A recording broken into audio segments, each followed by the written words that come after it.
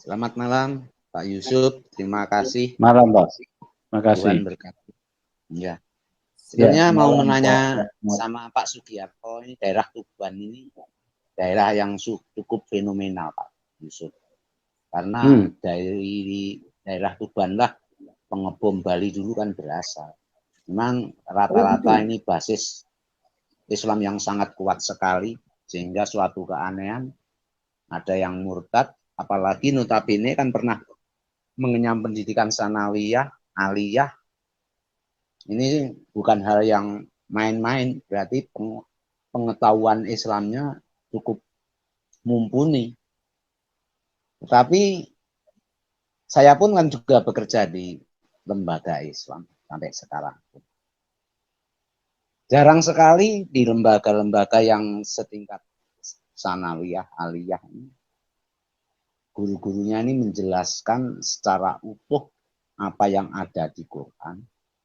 Tapi justru yang dijelaskan tuh yang terbanyak itu dari saya. Itu yang diputar-putar dari pagi sampai siang. Anak-anak disuruh menghafal tanpa tahu artinya. Dan Quran juga tidak pernah dibahas secara utuh. Pak Rahmat, suaranya kecil sekali, Pak. Suaranya kecil, Pak. Saya sendiri baru mengerti. Tapi ke sini kedengaran. Kalau di dalam Quran itu, halo? Iya, halo. Ya. Oke, Pak, lanjut. Oke, Pak. Ya, lanjut. Halo. Saya lanjut. Keilahian Isa itu ternyata ada di Quran dan itu tidak pernah dibahas oleh guru-guru atau ustadz-ustadznya yang ada di sekolah.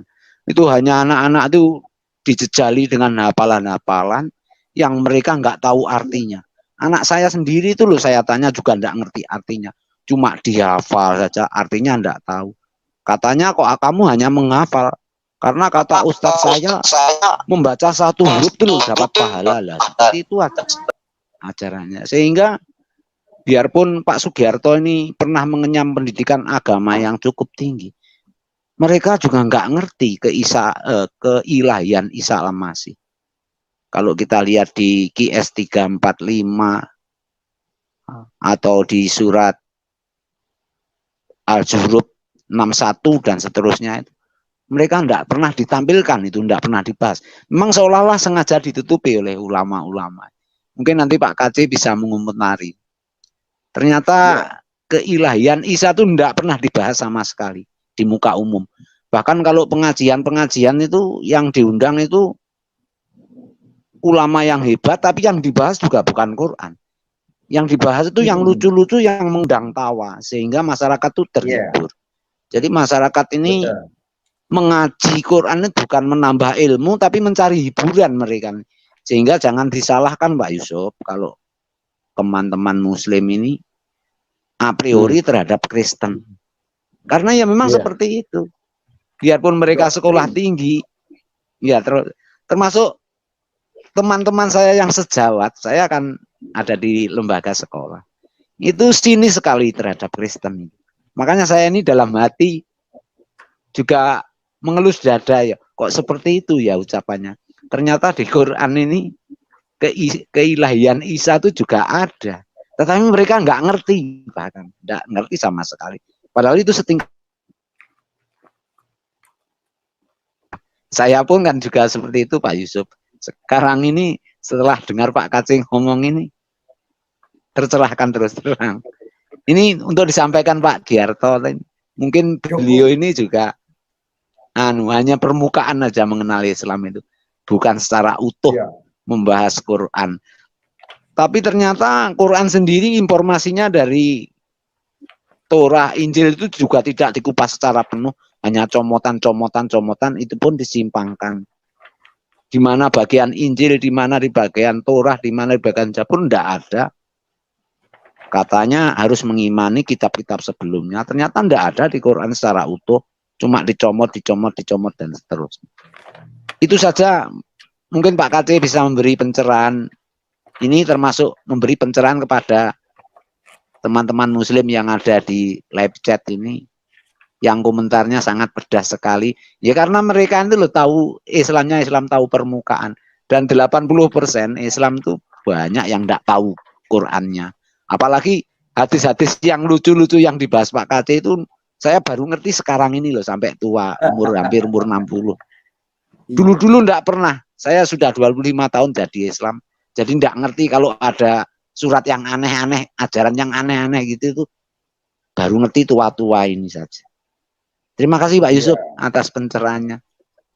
Baik. Ya, Bapak dulu sempat mualaf ya Pak, gimana Pak? 25 tahun yang lalu. Mualaf. Iya. Ternyata di Quran itu keilahian Isa kan ada. Itu enggak tahu loh, tahunya baru-baru ini. Betul. Setelah mengikuti channel-channel Kristen. Iya. Pak Rahmat, Bapak sudah berapa tanam korma di depan rumah? Nah, itu yang lucu lagi. Mosok pohon kurma kok menghapus dosa ya. Itu kemarin makanya waktu Pak KC membahas hadis itu ketawa sekali saya. Itu anak-anak saya sudah ketawa dengar itu. Nah, itu lihat tuh Pak KC ngomong tuh, dengarkan itu. Aneh enggak ajaranmu itu. Makanya saya itu juga ada Rasulullah SAW bersabda, lucu sekali itu. Suatu hari lewat ke sebuah kuburan. Rasulullah mendengar ada 2 kuburan yang sedang disiksa oleh malaikat. Terdengar rintih tangisan orang yang disiksa oleh malaikat. Muhammad lewat ke situ, maka Muhammad mengambil pelapah korma yang masih basah, dibelah 2 langsung ditancapkan kepada kuburan-kuburan itu. Nah, itu kenapa mereka disiksa? Bukan karena dosa besar. Mereka disiksa karena air kencing. Makanya hati-hati dengan air kencing. Maka setelah supaya jangan kena air kencing, timbullah budaya celana cingkrang. Begitu. Jadi tujuannya supaya tidak kena air kencing. Nah, Rasulullah lewat kedua kuburan itu dan mengambil pelepah korma yang masih basah lalu ditancapkan ke dalam kuburan. Mudah-mudahan, kata Muhammad, ini mengurangi siksa kubur selama pelepah korma masih basah. Begitu. Jadi kalau udah kering nanti disiksa lagi, parah lagi tuh malaikat. Begitu. Jadi yang percaya itu yang aneh. Kalau yang mendengar cuma ketawa doang, tuh penonton pada ketawa tuh. Jadi yang percaya itu yang aneh gitu. Jadi aneh-aneh dari Arab itu pokoknya semuanya dianggap istimewa aja. Ada sepeda Adam, ada baju Adam, begitu. Jadi itu yang aneh-aneh. Jadi Adam itu tingginya 60 hasta, lebarnya kayak tiang listrik. Itu kuburannya ada di Jeddah tuh. Sama sepedanya sekalian. Begitu. Ya, ini saya bicara bukan bercanda, tapi ada hadisnya. Ya, faktanya ada. Muslim nomor 439. Jelas di sini. Rasulullah Shallallahu Alaihi Wasallam melewati 2 kuburan. Beliau lalu bersabda, ketahuilah sesungguhnya 2 mayat itu sedang disiksa. Dan mereka berdua disiksa bukan karena melakukan dosa besar. Salah seorang di antara mereka disiksa karena suka mengadu domba. Ini orang Garut kayaknya nih. Sedangkan yang lainnya disiksa karena tidak memasang satir saat kencing. Kemudian beliau meminta pelepah kurma basah, lalu membelahnya menjadi 2. Kemudian beliau menancapkan salah satunya pada kubur yang pertama dan yang satu lagi pada kubur yang kedua, sambil bersabda, semoga pelepah ini bisa meringankan siksa keduanya selama ia belum kering. Begitu. Nah, ini hadisnya jelas. Apakah ilmu yang kayak gini mau dipercaya? Aduh. Lebih baik mendengarin Muhammad KC aja ya, tausiah. Itu aja. Silakan Pak Rahmat. Ada lagi? Nah, iya, tapi ini Pak KC, kok baru sekarang ini ya mungkin karena ada teknologi ya. Dulu-dulu nggak ada yang berani. Wong bertanya aja kan dibentak oleh Pak Kiai, kamu kafir dan seterusnya. Tapi sekarang dengan era teknologi ini bisa terbuka semuanya berdasar fakta, sehingga kesimpulannya Islam ini kalau ada ayat-ayat yang melemahkan itu seolah-olah sengaja ditutupi ya. sengaja ditutupi, tidak boleh bertanya. Bahkan ada salah satu kiai Buya Sakur apa itu ya. Jadi Islam itu masuk kamar, matikan lampu, tutup mata, tidak usah bertanya, imani saja, kan seperti itu. Ini kan suatu pembodohan yang sangat anak buahnya sudah dibaptis itu. Lucu sekali. Itu anak buahnya oleh udah sebab baptis itu tuh. Orang Majalengka itu. Buya Sakur, ya saya kagum. Iya. Beliau kalau ngomong kan apa adanya. Kalaupun ada kiai seperti Buya Sakur itu sudah tutup ini. Islam ini rupanya. Mungkin jawabannya begini, Pak. Ya terima kasih sekali ada era teknologi seperti ini. Iya. Dan ya kesimpulannya itu, Islam itu menyesatkan ajaran-ajaran yang ada selama ini. Mereka mengaku mempercayai kitab sebelumnya, ternyata kitab sebelumnya kan disimpangkan. Iya. Jauh dari fakta aslinya, padahal itu kan fakta sejarah. Sama saja kalau Indonesia merdeka dikatakan tahun 45, tiba-tiba muncul penulis sejarah mengatakan Indonesia merdeka tahun 65, kan diketawakan mestinya. Iya, benar. Logika saya kan seperti itu. Nah, inilah penyebabnya kenapa Al-Quran tidak boleh dibahasakan. Kalau Al-Quran dibahasakan dari dulu ke bahasa masing-masing, maka dari tahun 70-an saja udah habis tuh, nggak ada yang beragama Islam. Karena ngerti Quran. Karena di Al-Quran yang jelas sempurna itu hanya Isa Al-Masih yang dekat dengan Allah dan kembalinya kepada Allah. Muhammad tidak ada tertulis dekat dengan Allah. Begitu. Muhammad tidak ada ayatnya akan menyelamatkan, akan memberikan syafaatul udhma di akhir kiamat. Tidak ada ayatnya di Al-Quran. Jadi mereka punya dalil dari mana? Dari kitab kuning. Nah, semacam ini. Nah, kitab kuning ini. Nah, mereka itu punya dalil di kitab kuning ini, diceritakan Muhammad akan memberikan syafaatul udhma nanti di hari kiamat. Apa itu syafaatul udhma? Pertolongan yang besar. Gitu. Karena rukun Islam saja yang dilakukan sehari-hari oleh umat Islam ini tidak ada di Quran. Yang ada di kitab ini. Nah, ini dia, Pak. Oh, ini rukun Islam. Ya. Kitab kuning ini adalah karangan manusia. Jadi selama ini umat Islam itu melaksanakan ibadah itu hasil cerita mimpi Muhammad di Masjidil Haram dan karangannya Syekh Nawawi Al-Bantani dari Banten. Syekh Mukti, Imam Syafi'i, gitu. Ya, jadi karangan-karangan manusia dijadikan disebut ini wahyu Allah. Nah, kalau begitu, kalau demikian kejadiannya, maka Al-Quran surat 2 Al-Baqarah ayat 79 berkata, Fawailul ladina yaktubuna kitab bi'aidihim thumma yaquluna hadza min indillah. Artinya, maka kecelakaanlah bagi orang yang menulis kitab dengan tangannya sendiri, kemudian dikatakan ini dari Allah. Apa kitab kuning ini kan tulisan manusia. Kemudian dikatakan rukun Islam ini dari Allah, perintah Allah. Sholat 5 waktu, perintah Allah, padahal perintah Muhammad. Nah, perintah manusia dikatakan perintah Allah, maka fawailul ladina yaktubuna kitab biaidihim. Kecelakaanlah bagi orang yang menulis kitab dengan tangannya sendiri. Begitu.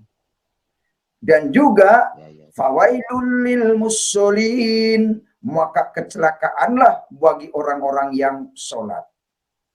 Siapa yang sering melakukan sholat? Orang Islam. Makanya orang Islam itu semuanya akan mendatangi neraka.